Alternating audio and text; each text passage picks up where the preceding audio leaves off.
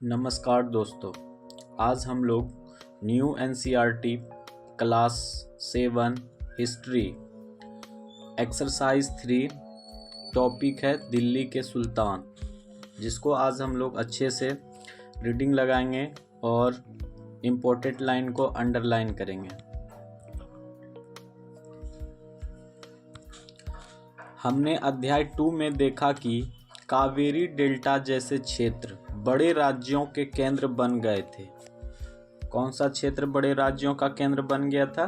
तो कावेरी और delta, Kaveri delta. क्या आपने गौर किया है कि अध्याय 2 में ऐसे किसी राज्य का जिक्र नहीं है जिसकी राजधानी दिल्ली रही हो?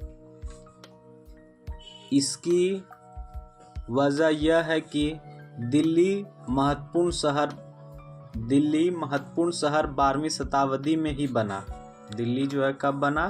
तो 12वीं शताब्दी में ही बन गया था।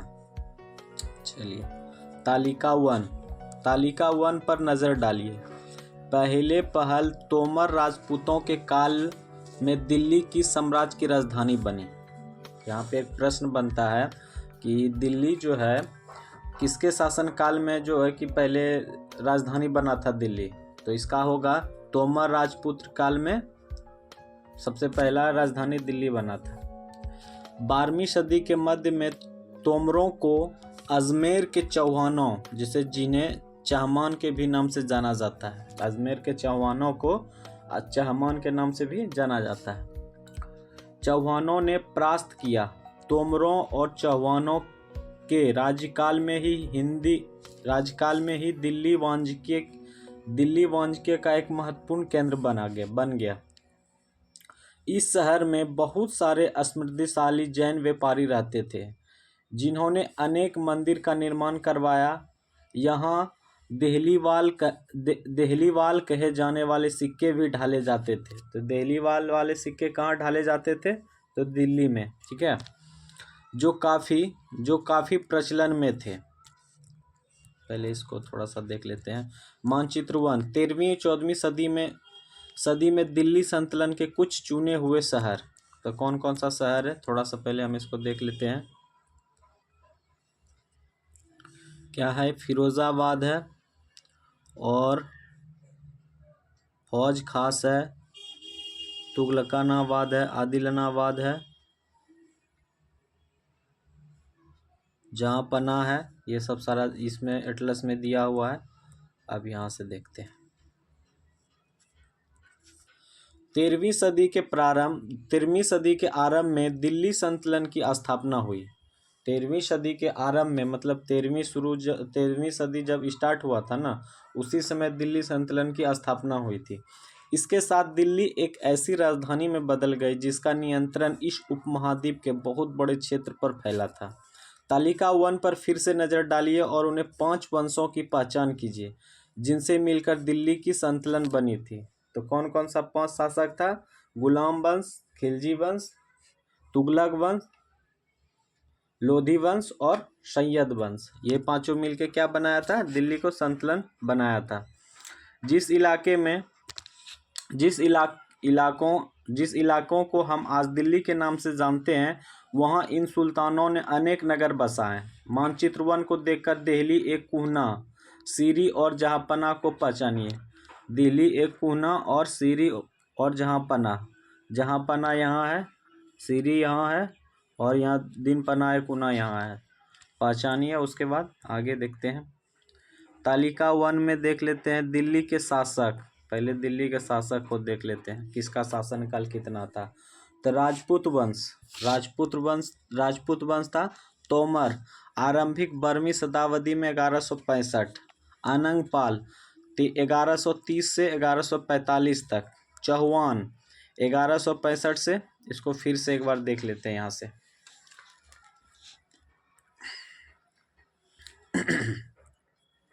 तालिका 1 दिल्ली के शासक राजपूत वंश।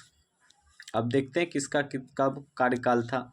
तोमर वंश आरंभिक 12वीं शताब्दी के 1165 में। अनंगपाल 1130 से 1145 ईस्वी। चौहान वंश 1165 से 1192। पृथ्वीराज चौहान 1175 से 1192। प्रारंभिक तुर्की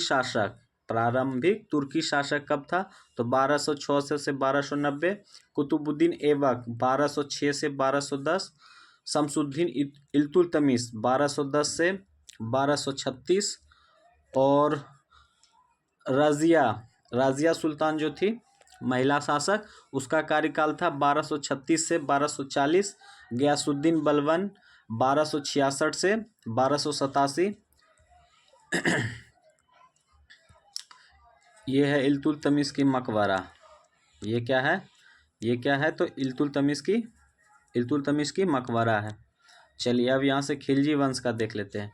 खिलजी वंश हो गया 1290 से 1320। जलालुद्दीन खिलजी का शासनकाल हो गया 1290 से 1296। अलाउद्दीन खिलजी का हो गया 1296 से 1316। अब तुगलक वंश हो गया 1320 से 1414। तो गयासुद्दीन तुगलक उसमें आ गया 1320 से 1324। मोहम्मद तुगलक हो गया 1324 से 1351। अब फिरोज शाह तुगलक हो जाएगा 1351 से 1388।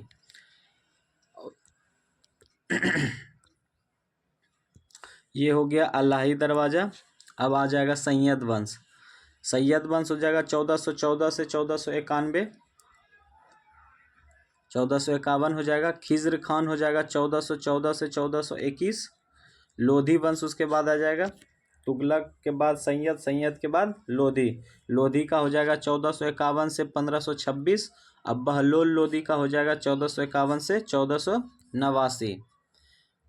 ये हो जाएगा दिल्ली के सुल्तान का जो है ये सारा कार्यकाल था। और फिरोज शाह तुगलक का मकबरा ये है। तो एक बार फिर देख लेते हैं पहले क्या क्या था। तो पहले था तोमर, फिर चौहान, फिर प्रारंभिक तुर्की शासक, उसके बाद खिलजी, तुगलक, सैयद और लोधी वंश। चलिए दिल्ली के सुल्तानों के बारे में जानकारी दिल्ली के सुल्तानों के बारे में जानकारी कैसे? हालांकि अभिलेख, सिक्कों और स्थापत्य मतलब भवनों का निर्माण कला के माध्यम से काफ़ी सूचना मिलती है। अगर हम भी महत्वपूर्ण वे इतिहास, तारीख, एक वचन, त्वारीख, बहुवचन, इसको ठीक से पहले देखते हैं।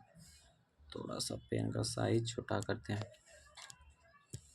कह रहा है इसमें महत्वपूर्ण इतिहास, तारीख एक वचन हो गया और त्वारीख बहुवचन है।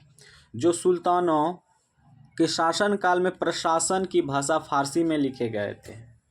सुल्तानों के शासनकाल में जो प्रशासन की भाषा थी वहाँ की, तो कैसा भाषा था? तो दिल्ली संतुलन में भाषा कैसा था? तो फारसी भाषा था।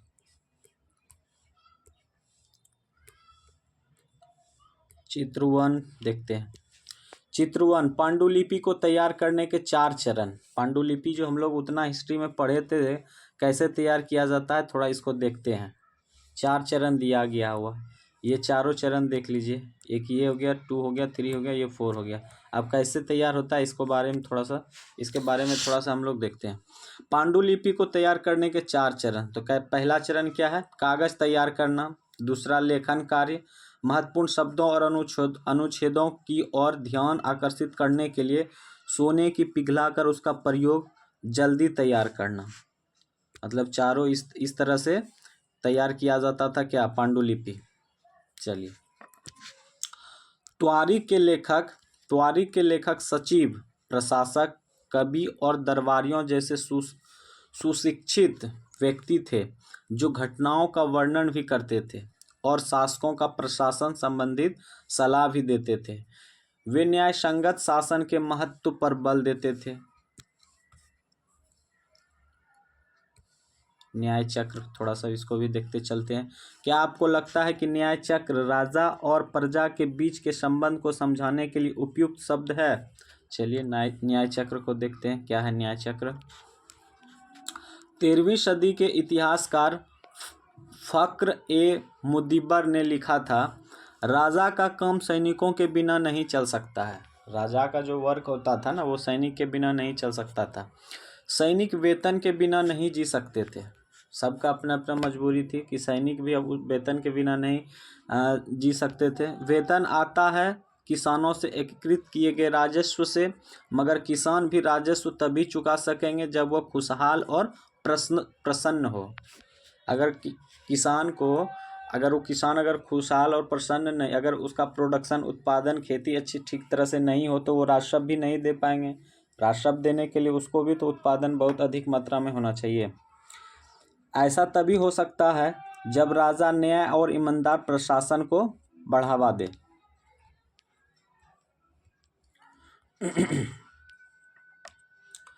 ये कुछ और बातें ध्यान में रखें। पहला, त्वारिख के लेखक नगरों में विशेषकर दिल्ली में रहते थे। गांव में शायद ही कभी रहते हो। त्वारिख के लेखक जो थे वो गांव में शायद कभी ही रहते थे।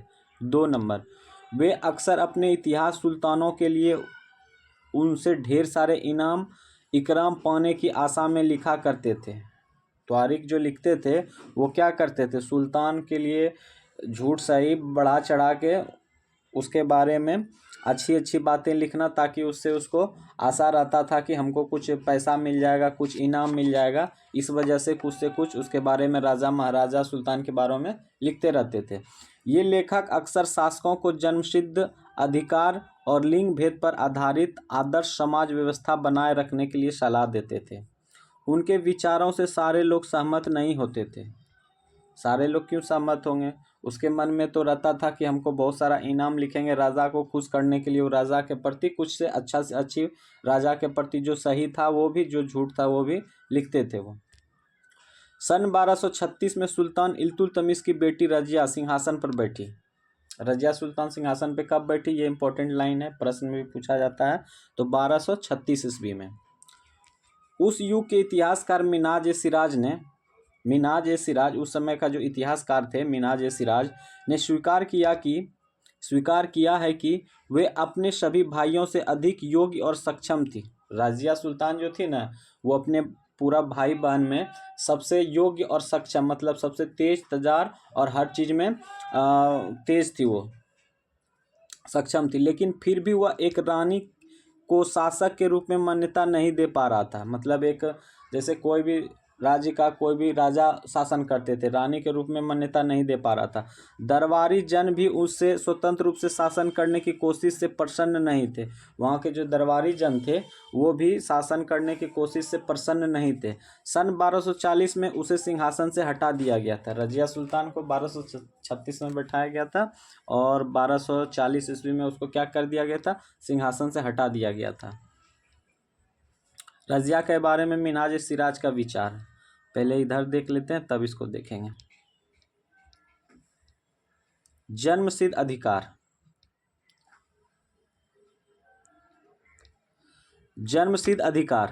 जन्म के आधार पर विशेषाधिकार का दावा। जन्मसिद्ध अधिकार क्या होता है, थोड़ा इसको देखते हैं। जन्म के आधार पर विशेषाधिकार का दावा, उदाहरण के लिए लोग मानते थे कि कुलीन व्यक्ति को कुछ खास परिवार में जन्म लेने के कारण शासन करने का अधिकार विरासत में मिलता था। जन्मसिद्ध अधिकार होता है कि जैसे कि एक फिक्स था कि वंशानुगत जिसको कहते हैं, वंशागत जिसको कहते हैं कि जैसे पीढ़ी दर पीढ़ी उसी के फैमिली से कुछ ना कुछ होगा।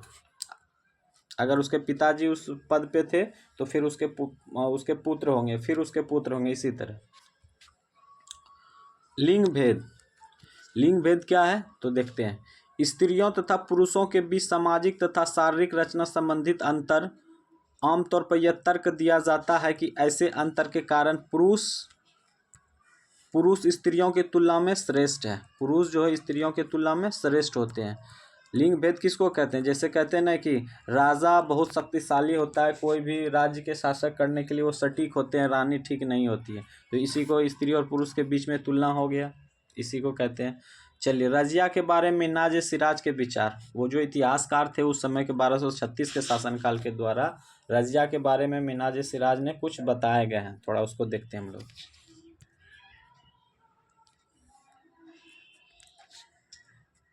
मिनाज सिराज का सोचना था कि ईश्वर ने जो आदर्श समाज व्यवस्था बनाई है उसके अनुसार स्त्रियों को पुरुष के अधीन होना चाहिए। स्त्री जो होता है ना, पुरुष के अधीन होना चाहिए, मतलब एक हाउसवाइफ की तरह। और रानी का शासन इस व्यवस्था के विरुद्ध जाता है, और रानी का शासन इस व्यवस्था के विरुद्ध जाता है। इसलिए वह पूछता है कि खुद की रचना के खाते में उसका ब्यौरा चूंकि मर्दों की सूची में नहीं आता है। इसलिए इतनी शानदार खूबियों से भी वह आखिर हासिल क्या हुआ। रज़िया ने अपने अभिलेखों और सिक्कों पर अंकित करवाया कि वह सुल्तान इल्तुतमिश की बेटी थी। आधुनिक आंध्र प्रदेश के वारंगल क्षेत्र की किसी समय काकतीय वंश की राज्य था। देखिए यहाँ पे इम्पोर्टेंट लाइन है, अगर पूछ दे रज़िया सुल्तान कब शासन में आया था 1236 में, तो रज़िया सुल्तान किसकी पुत्री थी, तो इल्तुतमिश की पुत्री थी।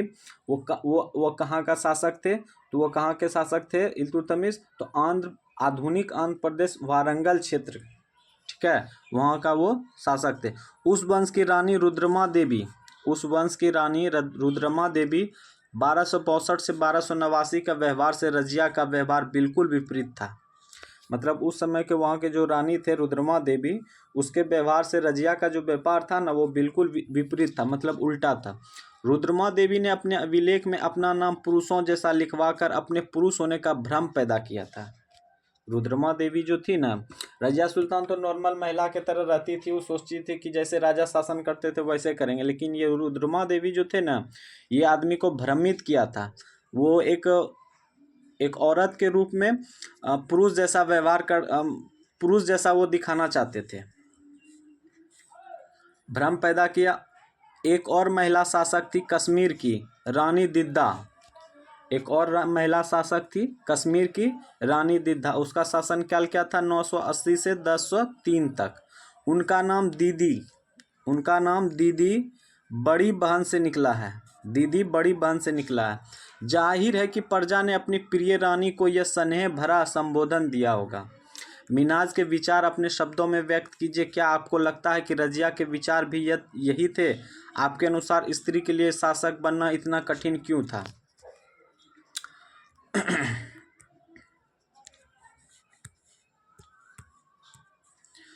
दिल्ली संतलन का विस्तार गेरिशन शहर से साम्राज्य तक। मानचित्र 2 शमसुद्दीन इल्तुतमिश द्वारा जीते गए प्रमुख शहर। ये क्या है? इल्तुतमिश द्वारा जीते गए प्रमुख शहर के नाम है। चलिए पहले इसको पढ़ ही लेते हैं, उसके बाद देखेंगे। 13वीं शताब्दी के आरंभ वर्षों में दिल्ली के सुल्तानों का शासन गैरिसनों रक्षक सैनिकों की टुकड़ियों, गैरिसनों का मतलब क्या होता है? रक्षक सैनिकों की टुकड़ियों। गैरिसनों के निवास के लिए बने मजबूत किलेबंद शहरों से भरे शायद ही कभी फैला हो। शहरों से संबंध लेकिन उनसे दूर भीतरी प्रदेशों पर उनका नियंत्रण न के बराबर था, और इसलिए उन्हें आवश्यक सामग्री रसद आदि के लिए व्यापार कर या लूटमार पर ही निर्भर रहना पड़ता था। दिल्ली से सुदूर बंगाल और सिंध के गैरिसन शहरों को नियंत्रण बहुत ही कठिन था। बगावत युद्ध, यहाँ तक कि खराब मौसम से भी उनसे संपर्क के नाजुक सूत्र छिन्न भिन्न हो जाते थे। शासन ने अफगानिस्तान से आने वाले हमलावरों और उन सूबेदारों से बराबर चुनौती मिलती रही थी, जो जरा सी कमजोरी का आभास मिलते ही विद्रोह का झंडा खड़ा कर देते थे। इन चुनौतियों के चलते सल्तनत बड़ी मुश्किल से किसी तरह अपने आप को बचाए हुए थी। इसका संस्थापन गयासुद्दीन बलवन के शासनकाल में हुआ और इसका विस्तार अलाउद्दीन खिलजी और मोहम्मद बिन तुगलक के राजकाल में हुआ। जैसे देखिए, वो जो शहर था उसका स्थापना गयासुद्दीन बलवन के शासनकाल में हुआ था, लेकिन और बड़ा विस्तार मतलब अच्छे से डेवलप हुआ तो किसके शासनकाल में? अलाउद्दीन खिलजी और मोहम्मद बिन तुगलक के राज्यकाल में हुआ था। संतलन के भीतरी सीमाओं में जो अभियान चलने उनका लक्ष्य था गैरिसन शहरों की पृष्ठभूमि में स्थित भीतरी क्षेत्रों की स्थिति को मजबूत करना। इन अभियानों के दौरान गंगा यमुना के दोआब से जंगलों को साफ कर दिया गया और शिकारी, संग्राहकों तथा चरवाहों को उनके पर्यावास से खदेड़ दिया गया। चलिए इसको भी थोड़ा सा पहले देख लेते हैं क्या है यहाँ पे। भीतरी प्रदेश क्या होता है, थोड़ा इसको देख लेते हैं। किसी शहर या बंदरगाह के आसपास के इलाकों जो उस शहर के लिए वस्तुओं और सेवाओं की पूर्ति करे, तो भीतरी प्रदेश कहलाता है। ठीक है। और गैरीशन शहर किलेबंद बसाव जहाँ सैनिक रहते हैं। गैरीशन शहर किसको कहते हैं? ये किलेबंद मतलब चारों तरफ से घेरा हुआ और वहाँ पे सैनिक रहते हैं। ये क्या था? संग्राहों चरवाहों को उनके परिवास से खदेड़ दिया गया। वह जमीन किसानों को दे दी गई और कृषि कार्य को प्रोत्साहन दिया गया। व्यापार मार्गों की सुरक्षा और क्षेत्रीय व्यापार की उन्नति के खातिर नए किले, गैरीशन शहर और शहर बसाए गए। दूसरा विस्तार संतलन की बाहरी सीमा पर हुआ। अलाउद्दीन खिलजी के शासनकाल में दक्षिण भारत को लक्ष्य करके सैनिक अभियान शुरू हुए। देखें मानचित्र 3। और यह अभियान मोहम्मद तुगलक के समय में अपनी चरम सीमा पर पहुंचे। इन अभियानों में संतलन की सेनाओं ने हाथी, घोड़े, गुलाम और मूल्यवान धातुओं अपने कब्जे में ले लिए। मतलब वहाँ का जो इम्पोर्टेंट सब सामान था ना, वो सारा मेन शहर हो गया जहाँ पे ज़्यादा अच्छा फैसिलिटी था, हर चीज़ से अवेलेबल था, वो सब सारा कुछ वो अपने हैंड में ले लिए। दिल्ली संतलन की सेनाओं की शुरुआत अपेक्षाकृत कमज़ोर थी। दिल्ली संतलन की सेनाओं की शुरुआत में जो है ना कमज़ोर थी, मगर 150 वर्ष बाद मतलब 150 साल बाद मोहम्मद तुगलक के राज्यकाल के अंत तक इस उपमहाद्वीप का एक विशाल क्षेत्र इसके युद्ध अभियान के अंतर्गत आ चुका था। मतलब 150 साल बाद जो है ना वो भी एक शक्तिशाली के रूप में जाना जा सकता था। वो कहीं भी किसी से युद्ध कर सकते थे।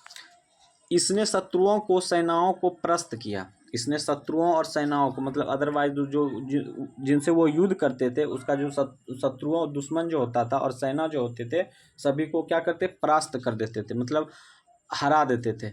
शहरों पर कब्जा किया। इसके सूबेदार और प्रशासक मुकदमों में फैसले सुनाते थे और साथ ही किसानों से कर वसूलता करते थे। लेकिन इतने विशाल क्षेत्र पर इनका नियंत्रण किस सीमा तक और कितनी प्रभावी था? मानचित्र 3 देखें। मानचित्र 3 में क्या है? अलाउद्दीन खिलजी का दक्षिण भारत अभियान। चलिए चित्र 2 भी यहाँ से देखते चलते हैं। चित्र 2 12वीं सदी के आखिरी दशक में बनी कुव्वत अल इस्लाम मस्जिद। यहाँ पे प्रश्न बनता है कि कुव्वत अल इस्लाम मस्जिद कब बना था? तो 12वीं सदी के आखिरी दशक में बना था। तथा उसकी मीनारें या जामा मस्जिद दिल्ली के सुल्तानों द्वारा बनाए गए सबसे पहले शहर में स्थित है। क्या है? सबसे पहले शहर में स्थित है। इतिहास में इस शहर को देहली एक कुना पुराना शहर कहा गया है। इस मस्जिद का इल्तुतमिश और अलाउद्दीन खिलजी ने और विस्तार किया। मीनार तीन सुल्तानों कुतुबुद्दीन ऐबक इल्तुतमिश फिरोज शाह तुगलक द्वारा बनाई गई थी। किनके द्वारा बनाई गई थी? कौन सा मीनार? तो 12वीं सदी में आखिरी अल इस्लाम मस्जिद और उसके मीनार 3 शासकों द्वारा बनाया गया था। 3 शासक कौन कौन थे? कुतुबुद्दीन ऐबक और इल्तुतमिश और फिरोज शाह तुगलक। चित्र 3 भी देख ही लेते हैं। बेगमपुरी मस्जिद यह मोहम्मद तुगलक के राज्यकाल में है। बेगमपुरी मस्जिद जो थे ये किसके शासनकाल में थे या राज्यकाल में थे? तो मोहम्मद तुगलक के शासनकाल में। दिल्ली में उसकी नई राजधानी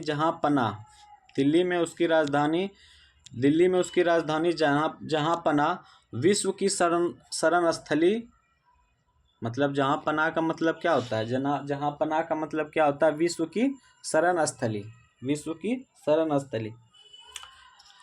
जहाँ पनाह की मुख्य मस्जिद के तौर पर बनाई गई थी। मानचित्र 1 में जहाँ पनाह को ढूंढिए, वो तो देखे थे उस समय। चलिए अब यहाँ से पढ़ते हैं।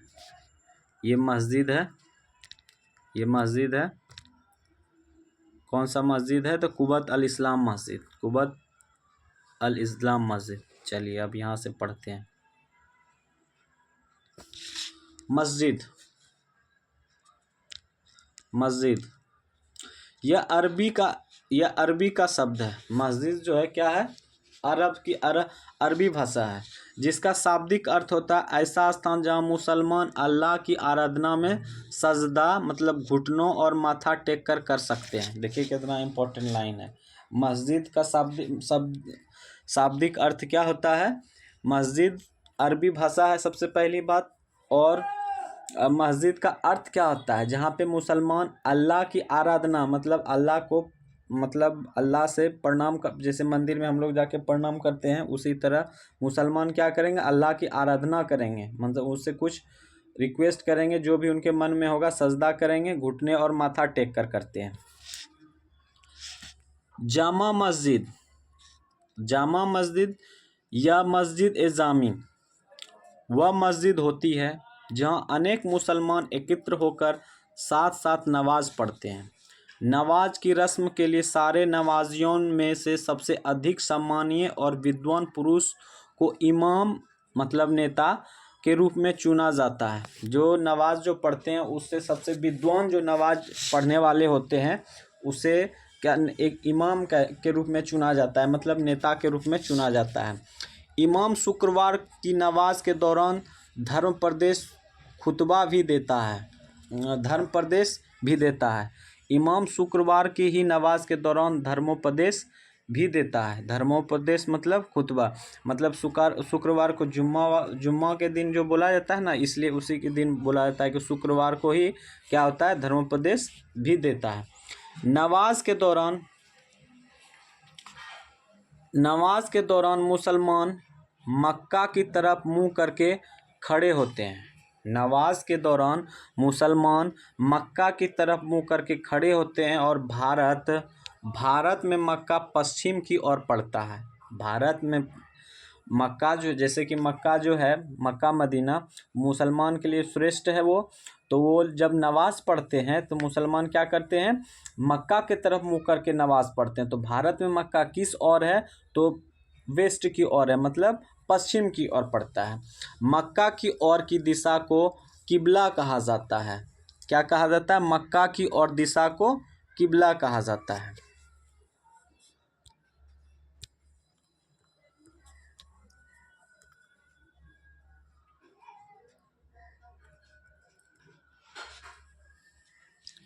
चित्र 4 भी देख लेते हैं। मेरठ की मस्जिद सिकंदर लोधी के शासनकाल में या उसके मंत्री द्वारा बनाई गई थी। मेरठ का मस्जिद सिकंदर, ये जो है ना, ये है मेरठ का मंदिर, और जो कि सिकंदर लोधी द्वारा बनाया गया था। दिल्ली के सुल्तानों ने सारे उपमहाद्वीप के अनेक शहरों में मस्जिदें बनाई। इससे अनेक मुसलमान और इस्लाम के रक्षक होने के दावे का बल मिलता था। समान आचार संहिता और आस्था का पालन करने वाले श्रद्धालुओं के परस्पर एक समुदाय से जुड़े होने का बोध उत्पन्न करने में भी मस्जिदें सहायक थी। एक समुदाय का अंग होने के बोध को प्रबल करना जरूरी था, क्योंकि मुसलमान अनेक भिन्न भिन्न प्रकार की पृष्ठभूमियों से आते थे। चित्र 5 भी देख लेते हैं। चित्र 5 यही है, ये वाला। जमाली कमाली की मस्जिद। जमाली कमाली की मस्जिद 1520 के दशक के आखिरी दिनों में निर्मित हुआ था। अगर ये पूछ दे कि जमाली कमाली की मस्जिद 1520 के दशक के आखिरी दिनों में बना था, तो कब बना था, तो 1520 के आखिरी दशक में। चलिए अब यहाँ से देखते हैं क्या है इसके बारे में। पहले चित्र के बारे में दिया गया है।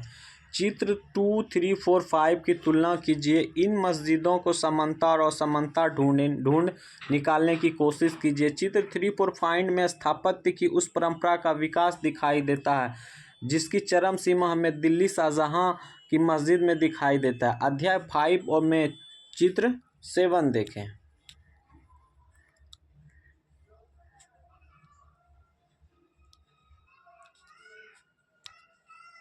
चलिए अब यहाँ देखते हैं खिलजी और तुगलक वंश के अंतर्गत और खिलजी और तुगलक वंश के अंतर्गत प्रशासन और समेकन। नज़दीक से एक नज़र।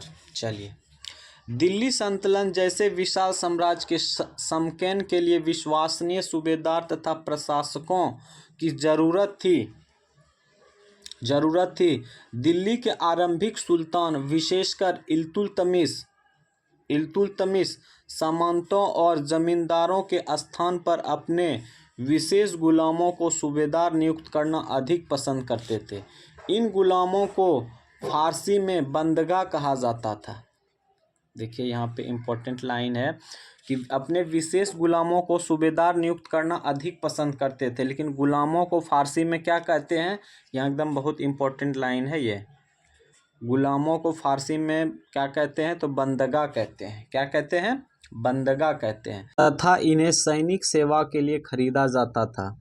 उन्हें राज्य के कुछ बहुत ही महत्वपूर्ण राजनीतिक पदों पर काम करने के लिए बड़ी सावधानी से प्रशिक्षित किया जाता था। वे चूंकि पूरी तरह अपने मालिक पर निर्भर होते थे, इसलिए सुल्तान भी विश्वास करने उन पर निर्भर हो सकते थे। चलिए अब आगे देख लेते हैं। बेटे से बढ़कर गुलाम। अब क्या है? बेटे से बढ़कर गुलाम।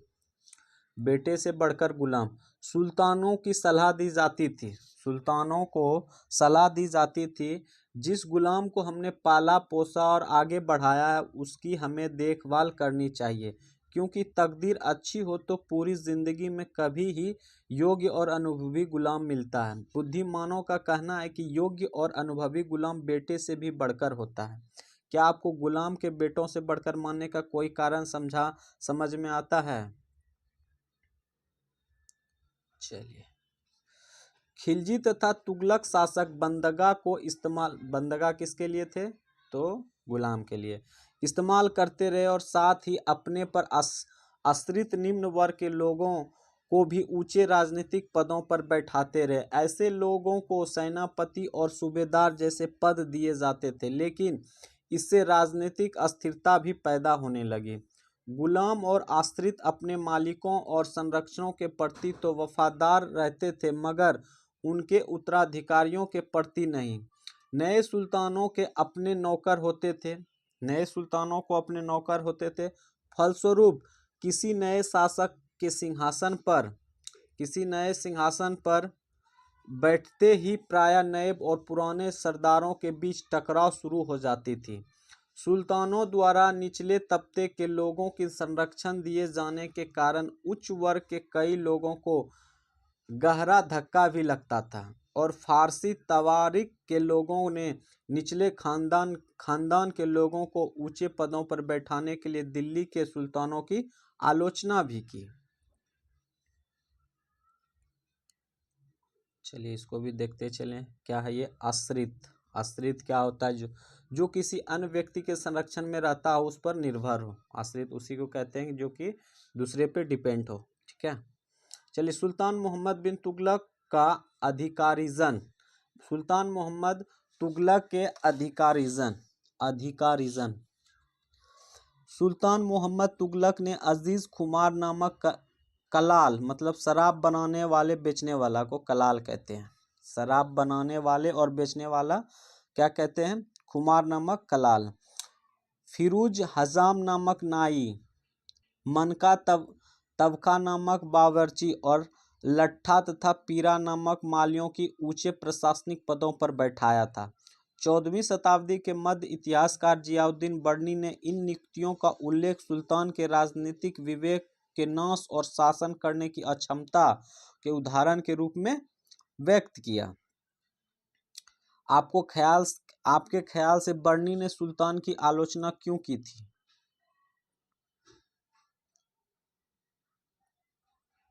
अभी है, लंबा टॉपिक है ये। चलिए यहाँ से स्टार्ट करते हैं। थोड़ा लॉन्ग चैप्टर है ये, इसमें टाइम लगेगा थोड़ा। पहले वाले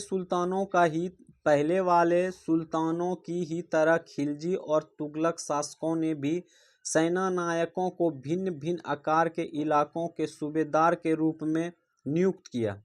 ये इलाके इक्ता कहलाते थे और इन्हें संभालने वाले अधिकार इकदार या मुक्ति कहे जाते थे। मुक्ति का फर्ज था सैनिक अभियानों का नेतृत्व करना और अपने इक्तों में कानून व्यवस्था बनाए रखना।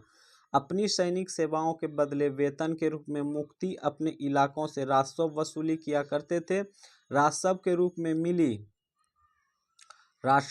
में मिली रकम से ही वह अपने सैनिकों को भी तनख्वाह देते थे।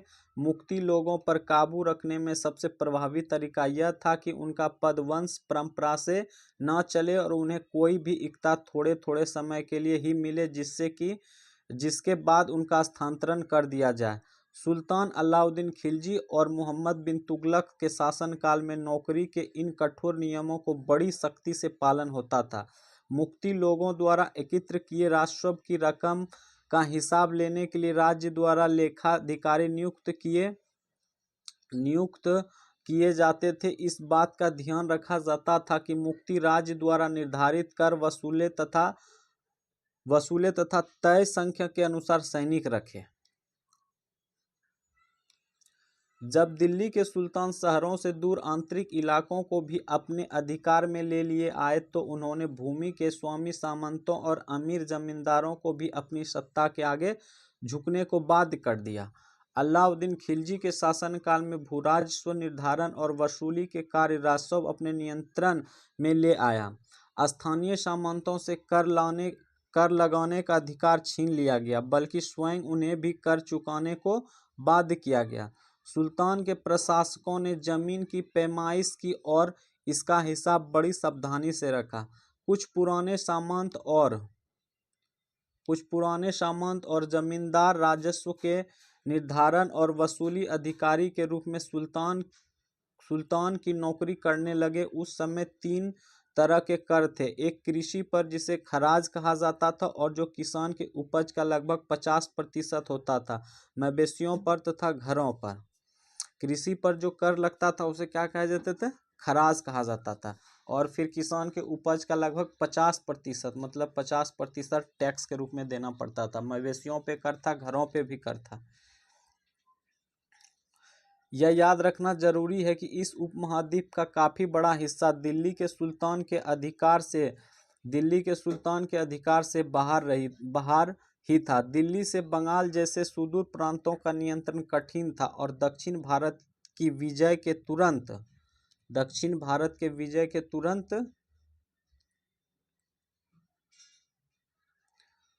तुरंत बाद ही वह पूरा क्षेत्र फिर से स्वतंत्र हो गया था। यहाँ तक कि गंगा के मैदानी इलाकों में भी घने जंगलों वाले ऐसे क्षेत्र थे जिसमें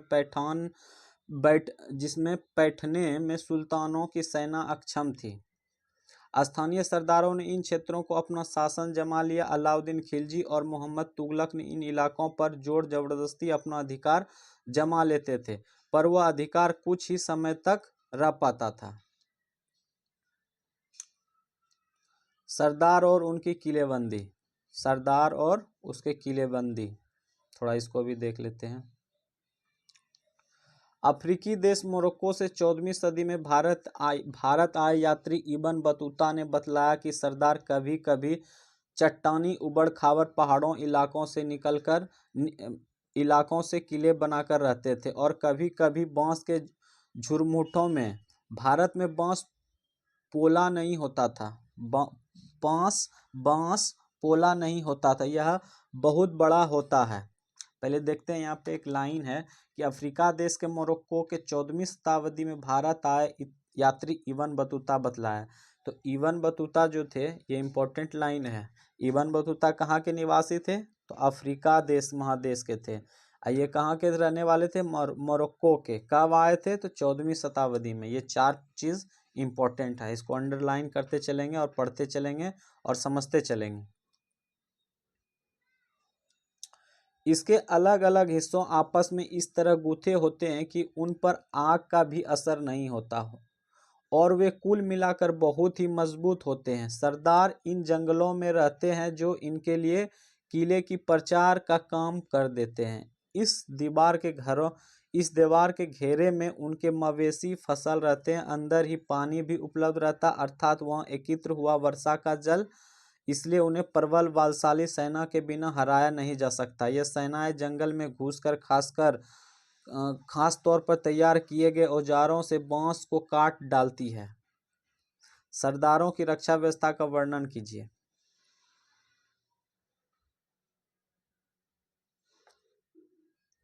चंगेज खां के नेतृत्व में मंगोलों ने 1219 में उत्तरी पूर्वी ईरान में ट्रांसआक्सियाना, आधुनिक उज्बेकिस्तान को कहा जाता है, पहले इसका नाम क्या था?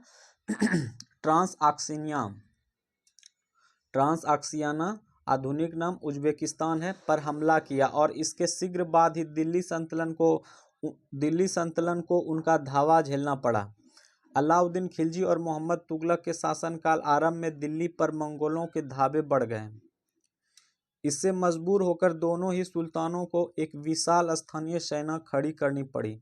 इतनी विशाल सेना को संभालना प्रशासन के लिए भारी चुनौती थी। आइए देखते हैं कि दोनों सुल्तानों ने चुनौती का सामना कैसे किया।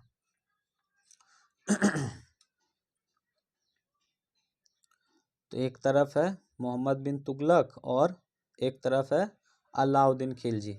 तो चलिए देखते हैं कैसे सामना किए। पहले अलाउद्दीन खिलजी का देखते हैं। दिल्ली पर 2 बार हमले हुए, पहले 1299 फिर 1300 ईस्वी में और एक 1302 और 1303 में। मतलब 1299 से 1300 ईस्वी के बीच में और एक 1302 से 1303 के बीच में। इनका सामना करने के लिए अलाउद्दीन खिलजी ने एक विशाल अस्थायी सेना खड़ी की थी। ये अलाउद्दीन खिलजी का हो गया। और मोहम्मद बिन तुगलक का देख लेते हैं। मोहम्मद बिन तुगलक के शासनकाल में प्रारंभिक वर्ष में सल्तनत पर हमला हुआ, मंगोलों सेना परास्त हो गई। मोहम्मद तुगलक को अपनी सेना की शक्ति और अपने संसाधनों में इतनी विश्वास था कि उसने ट्रांसआक्सियाना पर आक्रमण की योजना बना ली। एक अस्थायी सेना तैयार करना उसकी आक्रमण का कदम था। चलिए फिर से अब अलाउद्दीन खिलजी के बारे में देख लेते हैं। अलाउद्दीन खिलजी ने अपनी सैनिकों के लिए सीरी नामक एक नया गिरिशन शहर बनाया। मानचित्र 1 में इस शहर को ढूंढिए। अलाउद्दीन खिलजी ने क्या किया था? अपने सैनिकों के लिए एक नया शहर बनाया, जो कि उस शहर का नाम था गिरिशन शहर। अब मोहम्मद तुगलक के बारे में देखते हैं। नया गिरिशन शहर बनवाने का स्थान पर दिल्ली के चार शहरों में सबसे पुराने शहर दिल्ली एक कुहना को निवासियों से खाली करवाकर वहां सैनिक छावनी बना दी गई। पुराने शहरों के निवासियों को दक्षिण में बनी नई राजधानी दौलताबाद भेज दिया गया था। चलिए फिर से अलाउद्दीन खिलजी का देखते हैं। सैनिकों को पेट भरने की समस्या को गंगा यमुना के बीच की भूमि से कर के रूप में खेती पैदावार इकट्ठी करके हल किया गया। किसानों की पैदावार का 50% हिस्सा कर के तौर पर तय कर दिया गया था। अब देखते हैं मोहम्मद बिन तुगलक का क्या था। तो सेना के खिलाने के लिए उसी इलाकों के खाद्यान्न इकट्ठा किया गया, लेकिन सैनिकों की विशाल संख्या की जरूरत पूरी करने के लिए सुल्तान ने अतिरिक्त कर भी लगाया। इसी दौरान उस क्षेत्र में अकाल भी पड़ा।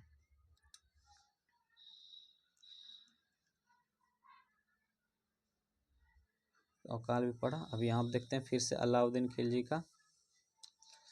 सैनिकों का वेतन भी देना होता था। अलाउद्दीन खिलजी ने सैनिकों को इक्ता के स्थान पर नकद वेतन देना तय किया था।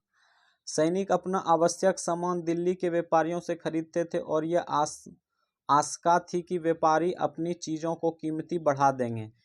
इसे रोकने के लिए अलाउद्दीन खिलजी ने दिल्ली के चीज़ों की कीमतों पर नियंत्रण लागू कर दिया। अफसर बड़ी सावधानी से कीमतों का सर्वेक्षण करते थे और जो व्यापारी निश्चित दरों से उल्लंघन करते थे उन्हें सजा मिलती थी। मोहम्मद बिन तुगलक का देख लेते हैं। मोहम्मद बिन तुगलक भी अपने सैनिकों को नगद वेतन देता था, लेकिन कीमतों पर नियंत्रण करने की जगह उसने कुछ आज की कागजी मुद्रा की तरह टोकन सांकेतिक मुद्रा, जैसे सांकेतिक मुद्रा का देगा कौन चलाया था, तो मोहम्मद बिन तुगलक ने चलाया था। ये सिक्के धातु के बने होते थे, लेकिन सोने चांदी के न होकर सस्ती धातु के 14वीं सदी के लोगों इस मुद्रा पर भरोसा नहीं था। वह बड़े चतुर थे, अपने सोने चांदी के सिक्कों को बेचकर रख लेते थे और अपने तमाम इस टोकन की मुद्रा से ही चुकाते थे। इस सस्ती मुद्रा जैसे जाली सिक्के भी बड़ी आसानी से बनाए जा सकते थे, लेकिन यही एक त्रुटि था कि वहाँ को जो सिक्के चलवाए थे बहुत उतना पावरफुल नहीं था, आम आदमी भी उसको बनवा सकते थे और फ्रॉड कर सकते थे। चलिए फिर से अब अलाउद्दीन खिलजी के बारे में देख लेते हैं। तो अलाउद्दीन खिलजी के प्रशासनिक कदम काफ़ी सफल रहे और इतिहासकारों ने कीमतों में कमी और बाजार में वस्तुओं की कुशलता से आपूर्ति के लिए उसके शासनकाल की बहुत प्रशंसा की। मंगोल आक्रमण के खतरे का भी उससे सफलतापूर्वक सामना किया। मोहम्मद तुगलक द्वारा उठाए गए प्रशासनिक कदम बेहतर असफल रहे। कश्मीर पर उसका आक्रमण पूरी तरह विफल रहा था। तब उसने तुरान पर हमला करने का इरादा छोड़ दिया और अपनी विशाल सेना का भंग कर दिया। इस बीच उसने प्रशासन संबंधी जो कदम उठाए थे उनसे कई परेशानियां पैदा हो गई। दौलताबाद ले जाए जाने से लोग बहुत नाराज थे। वहाँ की राजधानी जो चेंज हो गया तो उससे लोग नाराज थे। करों में वृद्धि, गंगा यमुना के दबाव में अकाल से विक्षुब्ध जनता बगावत पर उतर आई और मोहम्मद तुगलक के अंतर टोकन मुद्रा भी वापस लेनी पड़ी।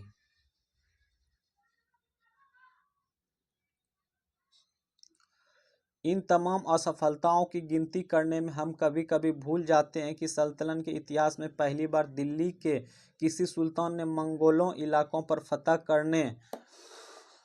करने अभियान की योजना बनाई थी, जहां अलाउद्दीन खिलजी का बल प्रतीक्षा पर था। वहां मोहम्मद तुगलक के द्वारा उठाए गए कदम मंगोलों के विरुद्ध सैनिक आक्रमण की योजना का हिस्सा थे।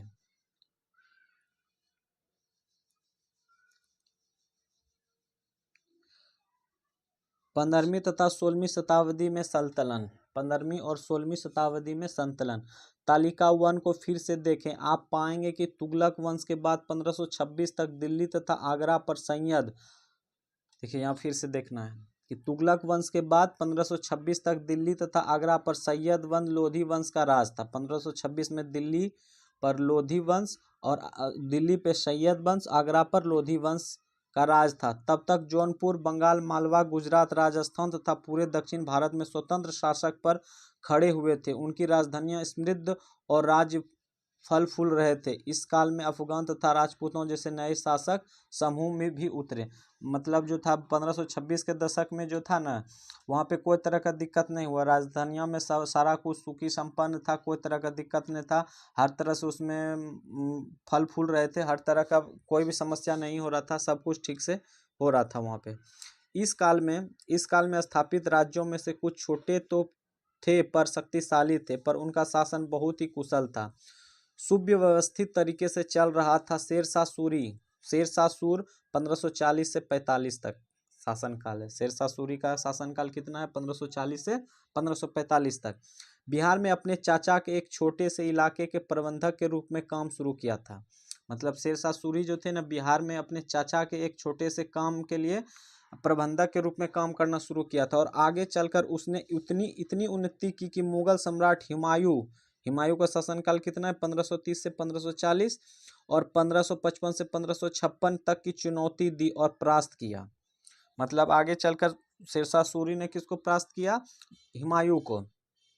शेरशाह ने दिल्ली पर अधिकार करके स्वयं अपना राजवंश स्थापित किया।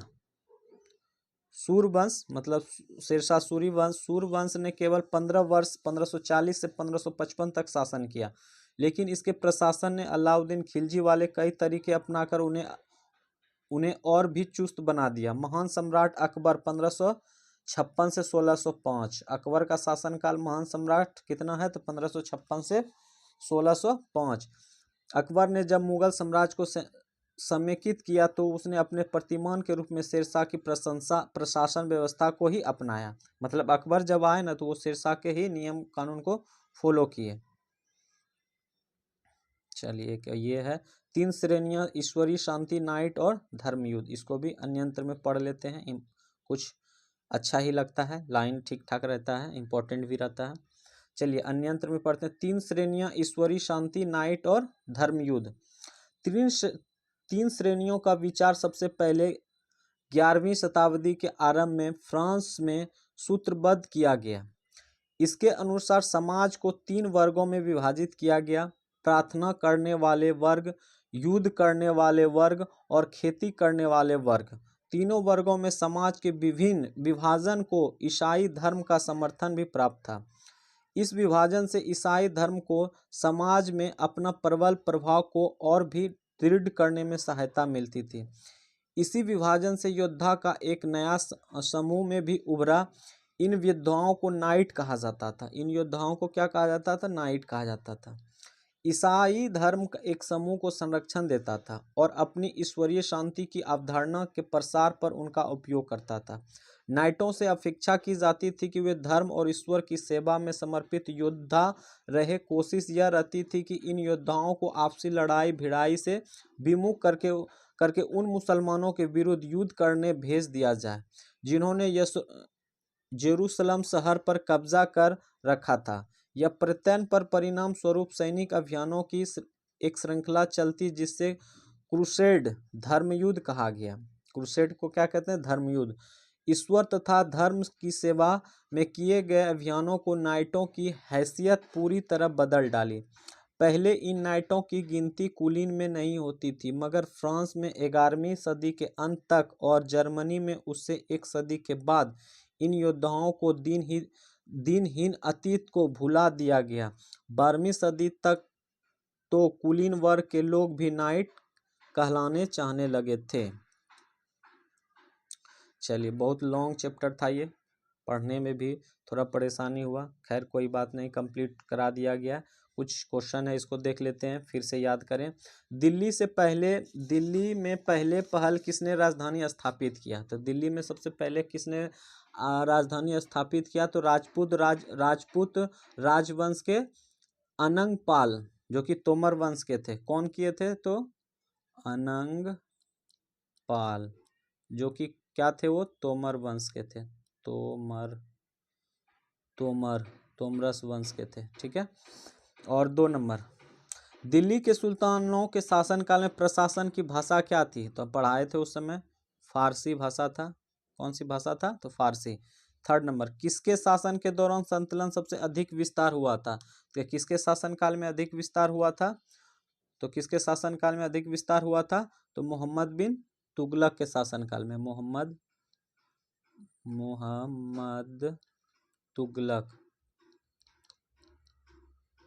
तुगलक के शासनकाल में हुआ था। इब्न बतूता किस देश से भारत आए थे? हम बताए थे ना कि ये 4 लाइन जो दिया हुआ है, ये चारों लाइन इंपॉर्टेंट है। तो वो कहाँ से आए थे, कब आए थे, किस महादेश से आए थे, सारा कुछ बताए थे उस समय। तो 14वीं शताब्दी में आए थे। 14वीं शताब्दी में आए थे। अफ्रीका महाद्वीप के थे। अफ्रीका महादेश के थे। और कौन सा शहर के थे? तो मोरक्को थे, मोरक्को देश के थे। चलिए ये टॉपिक कंप्लीट हो गया पूरा। अब नेक्स्ट टॉपिक होगा 4th नंबर, एक्सरसाइज 4th। ये हिस्ट्री चल रहा है, क्लास 7th का न्यू NCERT से। चलिए आज क्लास ये 3 एक्सरसाइज कंप्लीट हो गया। अब नेक्स्ट क्लास में देखते हैं। आज का क्लास यहीं पे समाप्त करते हैं। धन्यवाद।